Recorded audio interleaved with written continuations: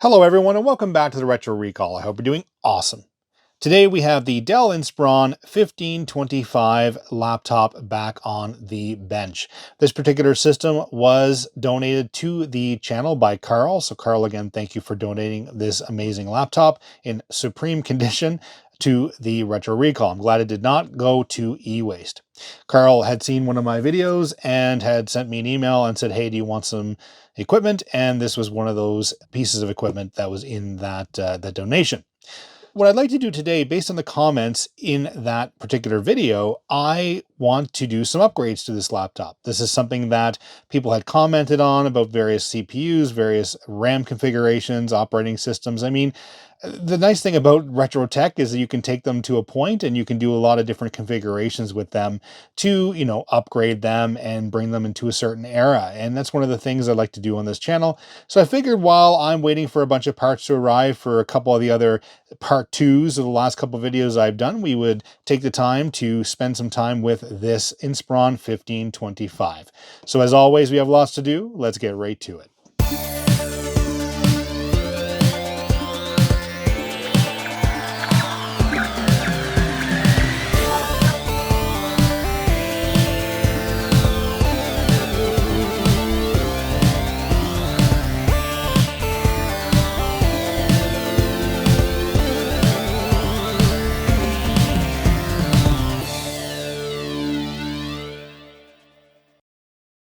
And welcome back. So what I'm going to do is go over this laptop and kind of show everybody its current configuration, just because a lot of people may not have seen that already. So we have the Dell logo on the top, and as you can see, it's in excellent condition, the laptop overall. I believe this was manufactured in 2005, 2006, so putting it at roughly 19 or 18 years old, but we'll see that in a little bit here. But you can see, again, like I said, the condition just really caught my eye when it was donated.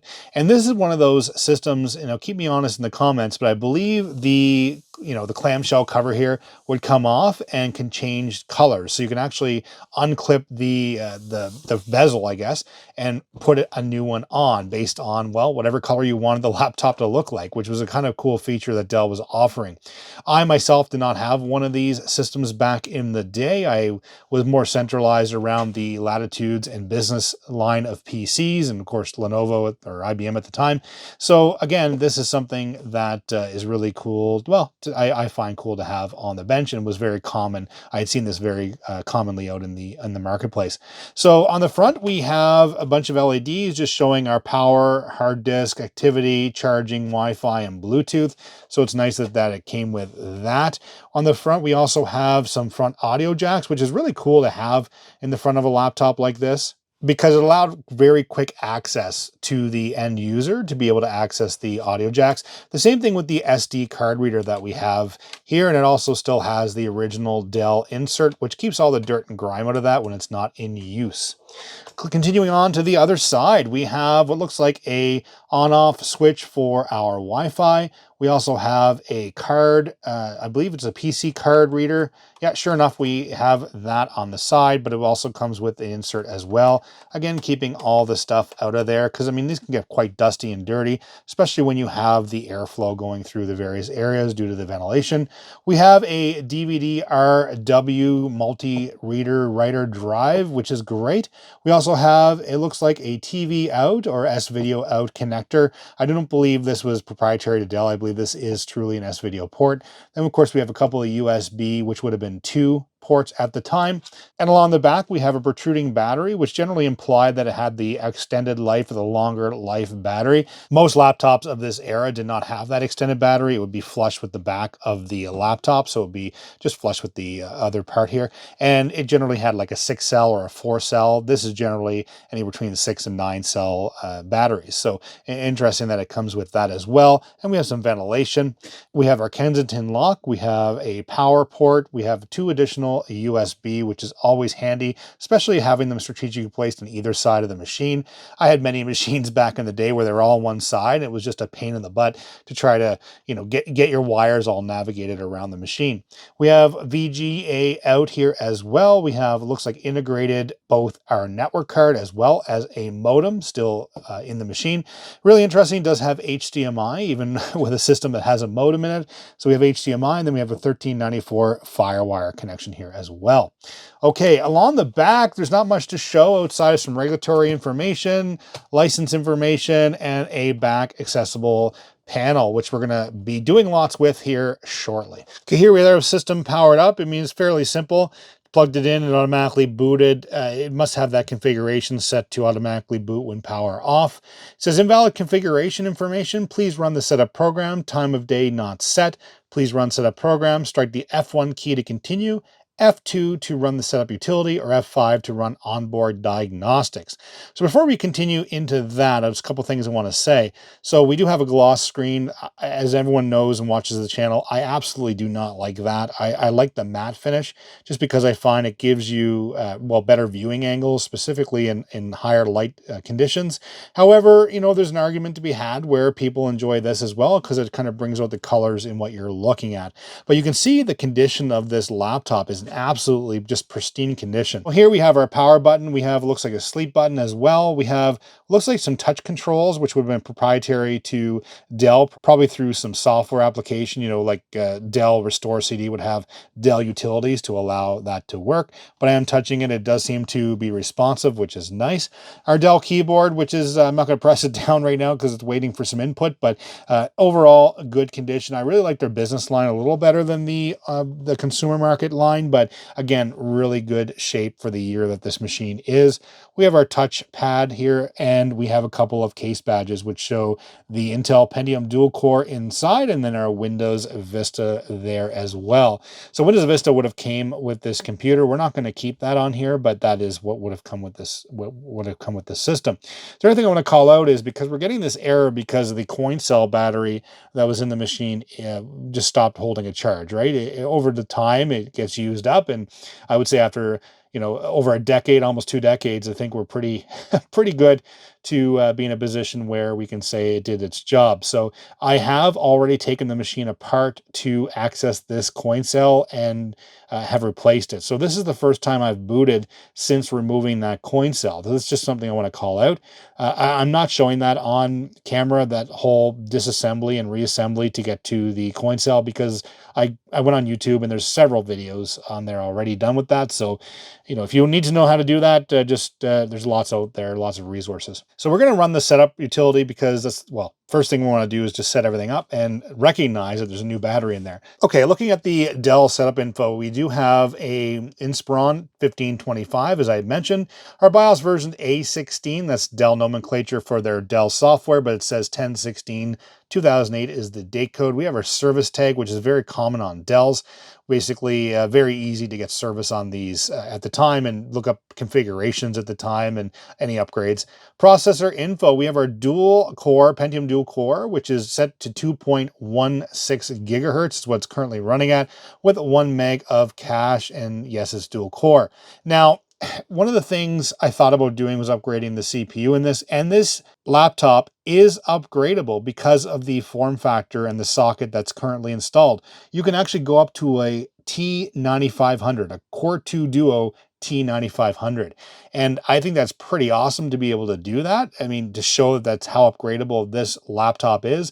A lot of laptops in later years weren't as upgradable. And under memory info, we're currently showing 2 gigabytes of memory currently installed in this computer. Now, from what I understand and read, this system will support up to 6 gigabytes of memory. I do not have 6 gigabytes on hand. I only have 4, which is going to be just fine for what we're doing today. But to know that we can upgrade it even further if we truly wanted to. Under device info, we have a 160 gigabyte hard disk currently installed. I believe it's a 5400 RPM hard disk. It is just one of those platter drives, a 2.5-inch drive. So that's something we're going to look at upgrading today as well. We have a DVD RW drive, which we've already talked about. Video controllers, Intel Crestline graphics with BIOS version. We can see that with 8 megabytes of dedicated video memory. Our audio controller is our Sigmatel 9205. We have a modem, a Connexent modem, which I believe is a software modem. We have a Wi-Fi device, our Dell Wireless, and our cellular and Bluetooth devices are not currently installed in the computer. Our AC adapter, of course, is detecting as 65 watts. Battery is still holding a charge. I believe this battery that's installed in this laptop is aftermarket, but they are readily available. I believe batterydepot.com is something that I go to quite a bit to get batteries. Amazon, of course, has them. But again, you can still keep these systems up and running with batteries, which is quite awesome. Our time is wrong. So I'm I'm going to go in here. It says here, the field controls the system date and time. Changes date and time will take effect immediately.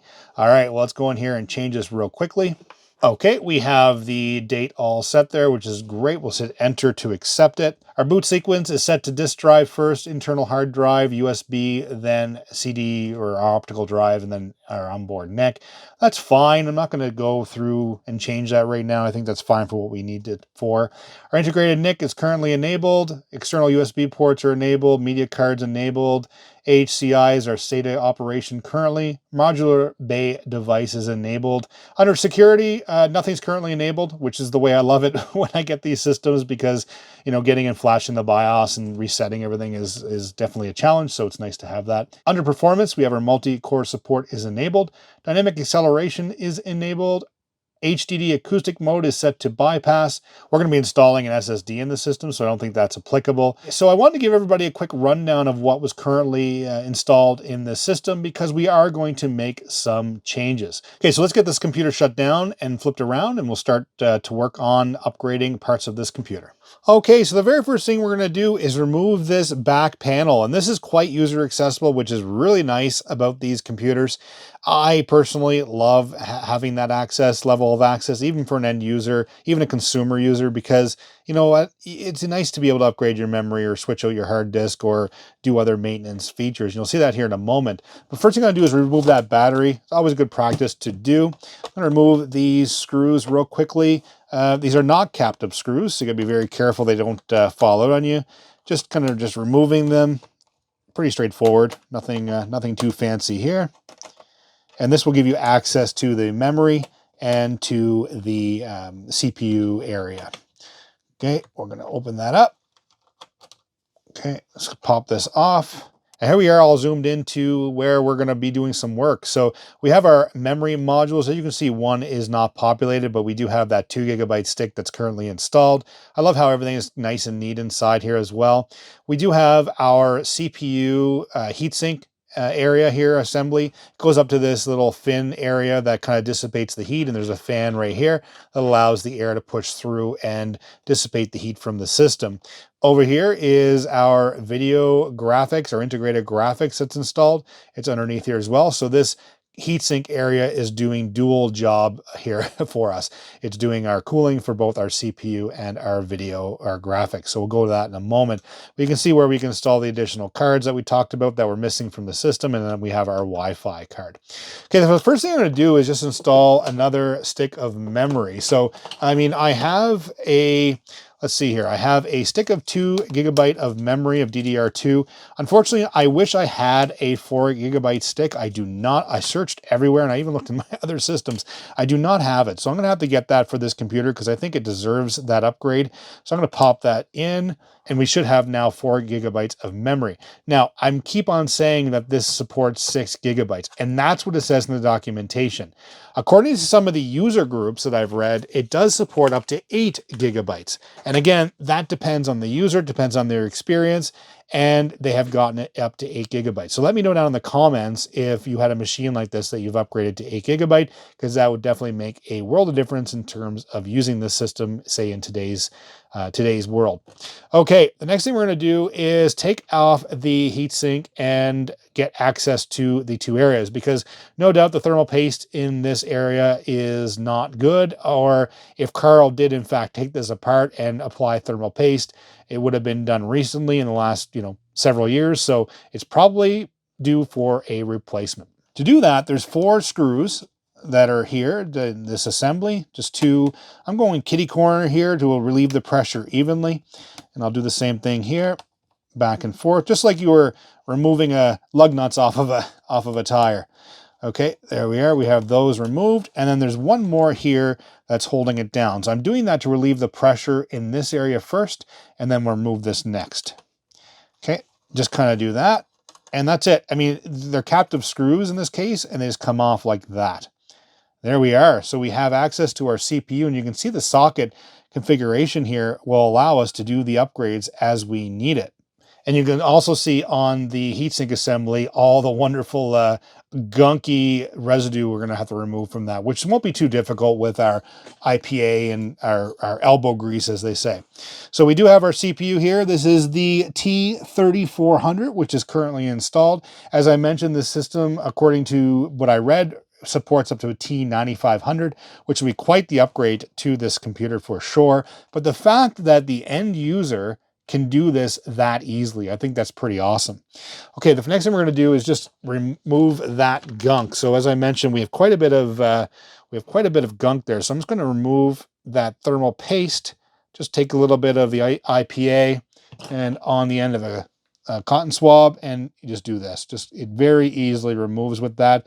Now I have featured on this channel a few times when I've worked on video cards, kind of removing it, where this is caked on so badly that, you know, it took a lot of scrubbing, a lot of work to get that removed.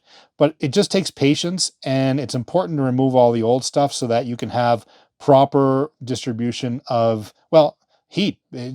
You're basically giving it a fighting chance to make sure that it's doing what it's supposed to do, what it was originally intended to do. And then we have what looks like some thermal paste here as well. This might have been a thermal pad, I'm not sure. It's coming off quite easily, actually. So I'm just going to take that all off in one lump sum. We'll take a little bit of IPA, clean the rest of that off. And there's our graphics getting all clean. It's important to get away from all the little chips, all the little components on the GPU. And there we are. So we have our graphics card and our CPU all ready to go for new thermal paste. All right, pretty simple there.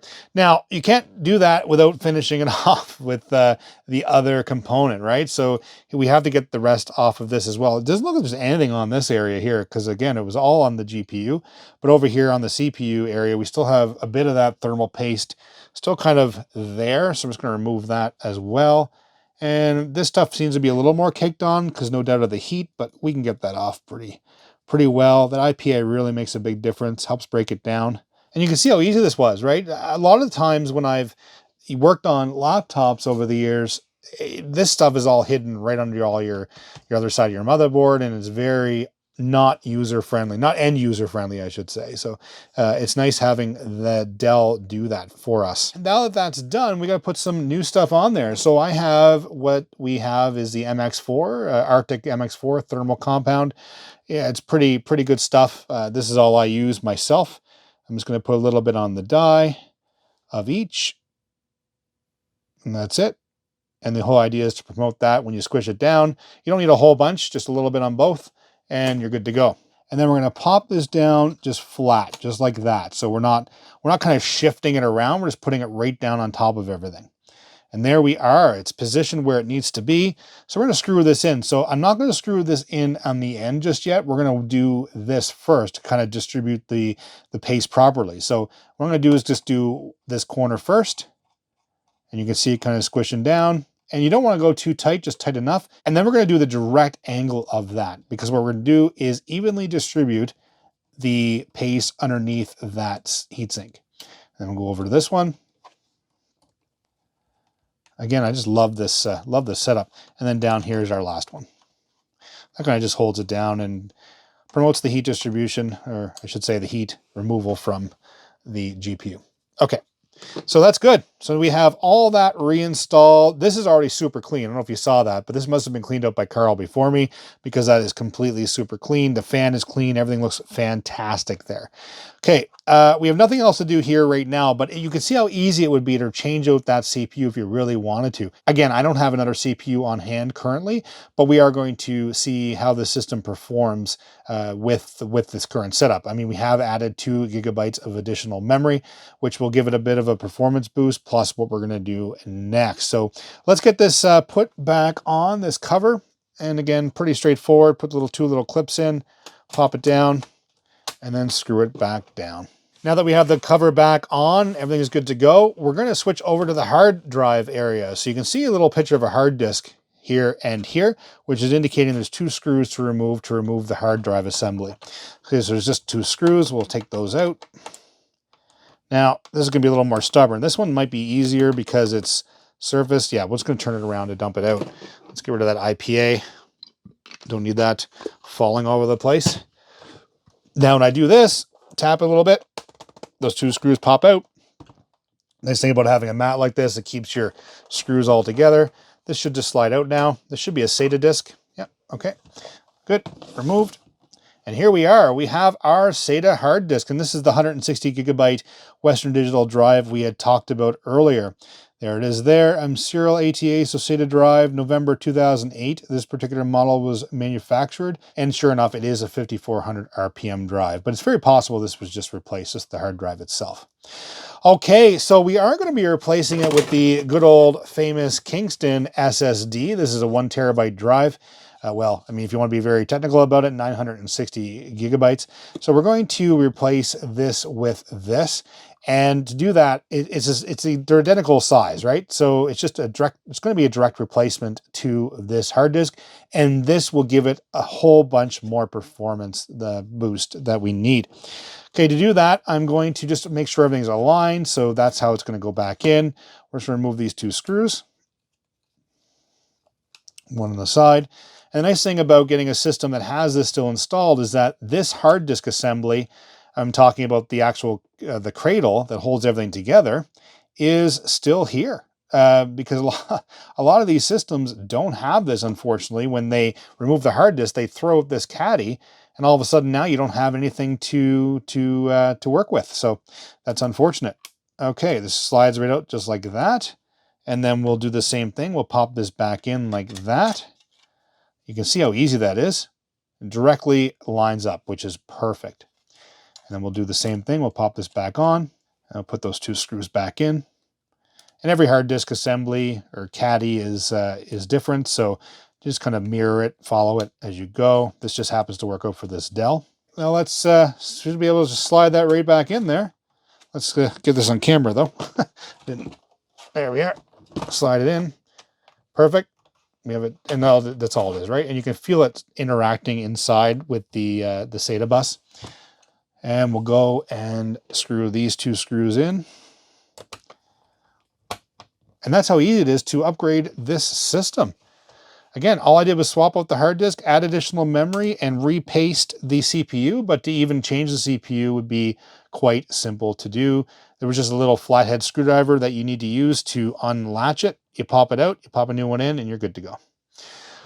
Okay, those are the upgrades that we're currently doing to this system for now outside of this software. So let's put the battery back in, get this swapped around, and make sure that it will detect that hard disk. Okay, this is prepare and enter setup. I just remembered F2 from before.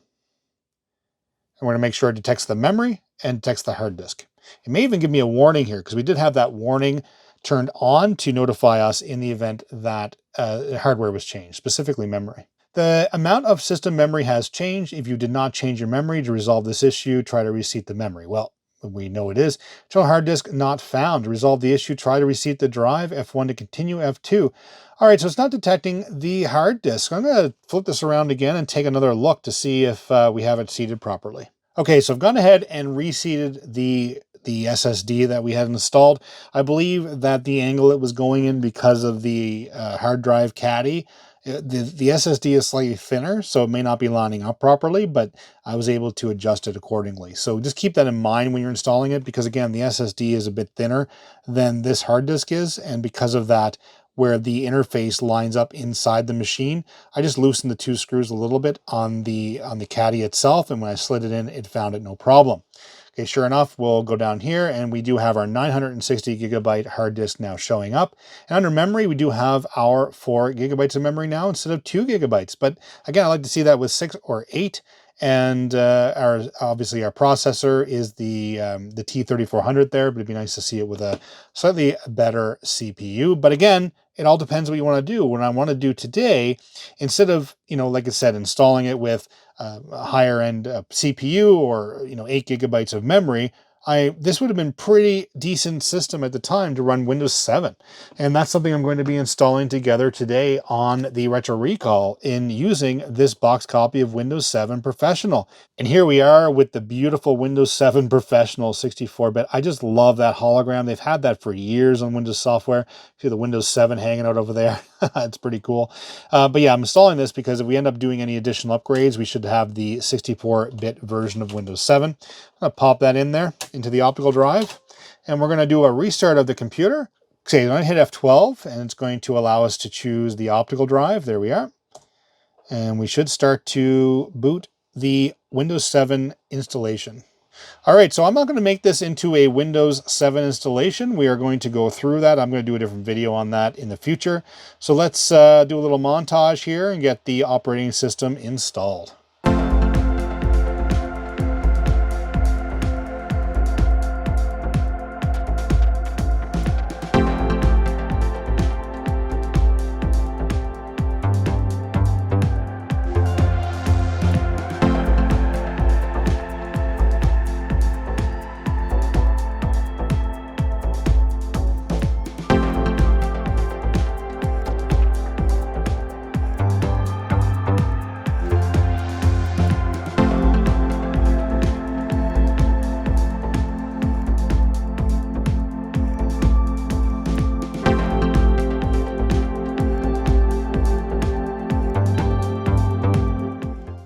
Okay, here we are to the Windows 7 desktop, and everything installed really, really quickly, which is nice.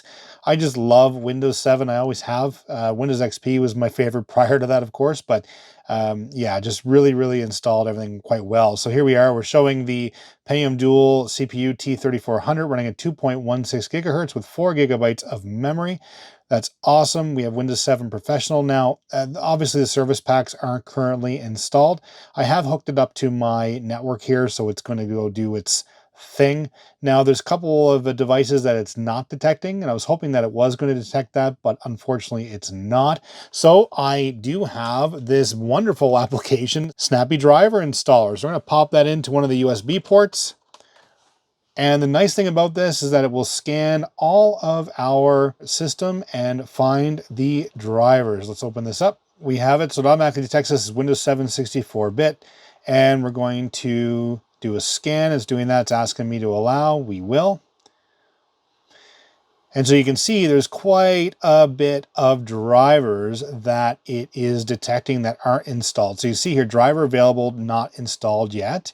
And it gives you a whole bunch of information about that particular driver. So you can decide whether or not you want to install or not. So obviously the Windows drivers installed here, it shows, for example, it says date currently 2006 when I installed the driver version that came with the operating system. But over here, you can see that it has a newer driver, 2009. So this project is just absolutely amazing. So we're going to go ahead and select the card readers for sure. We're going to get those done first. We'll click on install.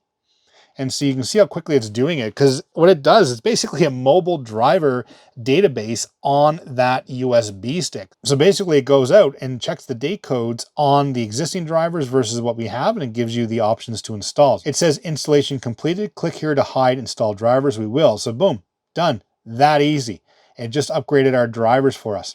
So now under your control panel, if we go in there real quickly in our device manager, we should see those drivers now installed, those base devices. See, boom, done. That easy. I just love this application. Let's continue on. So it's saying that we have updated drivers available for the chipset.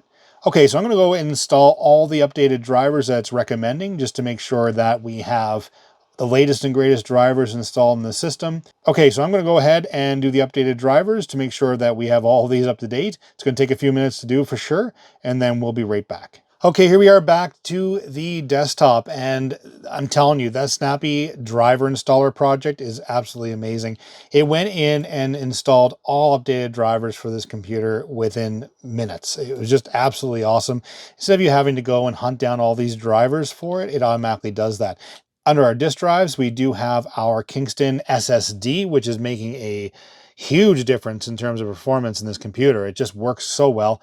And then we have our SD card reader there as well. Under display adapters, we have the Intel 965 Express chipset family video card, dedicated graphics that we have inside the system. We have under our DVD optical drive, we have our TSST core, which is quite common in these systems. Under our imaging devices, of course, we have our webcam installed. Modem is a soft modem, sure enough, as I mentioned. Our Dell wireless LAN card, as well as Marvel Yukon PCIe fast Ethernet controller. I believe it's a gigabit connection inside this computer. Our CPU, our T3400, which I'd love to upgrade. And then our sound is our IDT high definition audio. Plus they have an audio through HDMI as well. Okay, so that's looking pretty good. I love to see all of these drivers installed and the computer up and running just fine. And it's currently connected to the network. I do have it currently connected to the internet. And I mean, like I said, there's probably a bunch of Windows updates that are currently available for this computer. I'm not going to do that right now because I'm going to do that over time to do the updates to the system because it's going to take a while. But the updates server is still available for this, so I'll be able to do that no problem. I think it's time to see what the computer can do in terms of a little fun. Let's go. There he is.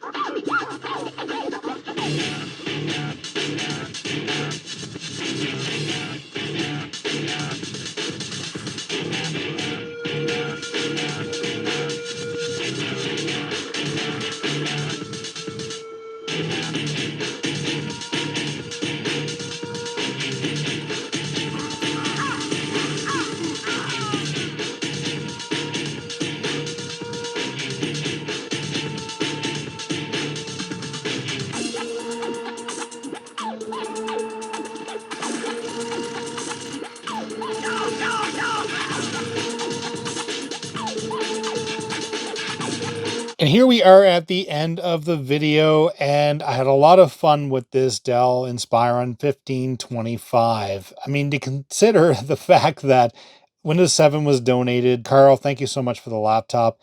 Definitely love the fact that we were able to save these items from e-waste and continue to utilize them, give them additional life. You know, the old age question, you know, even after us going in and upgrading the memory to 4 gig, and arguably we could upgrade this to 6 GB. And the same thing with the hard disk, we were able to switch over from a platter drive to a SSD, which of course boosts a lot of performance for this system, which is very, very happy to do so. We're able to go in and update all the drivers using Snappy Driver Installer, which makes a world of difference when you're working with this system. We applied brand new thermal paste to the CPU and to the GPU. You know, we installed Windows 7 Professional on this. Windows Vista did come with this system originally.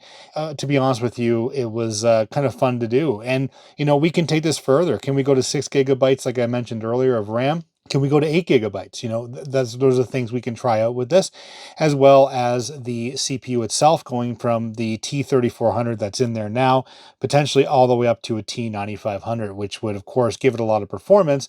However, you know, can it run Crysis? Well, you saw right there, you know, it was struggling big time to work because it's probably GPU dependent. And the same thing, I had tried running Tomb Raider and it was extremely unplayable. But I mean, went to Old Faithful, you know, Unreal Tournament 2004. So this is kind of the era of gaming that you can run on this, plus a lot less GPU intensive gaming if you wanted to use this computer for that. I mean, the internet will work just fine on this, you know, upgrade the browser. And I mean, I'm connected to the Wi-Fi right now. And again, do the Windows updates on this and you're fine and you're good to go. And given the fact if you upgrade the memory a little bit more, you can upgrade this to Windows 10, and ultimately you could run in a version of Linux. But at the end of the day, we're able to keep this system out of the e-waste pile, and I'm really excited to have this in the collection and to be able to explore this system even further and see what other videos this system will pop up in. That said, if you liked today's video, please give it a thumbs up. If you haven't already, please hit that subscribe button. Really helps the channel grow. Hit the notification button, change it to all. You'll be notified of new content such as this. Please leave a comment down below. Did you own a Dell Inspiron 1525? What sort of upgrades and updates have you done to the system? And how far do you think we should take this computer? And what should we do in terms of an OS? Or should we continue to enjoy the Windows 7 Professional that we have on the bench right now? I respond to absolutely every comment, always making new content. We'll see you in the next video. Bye-bye.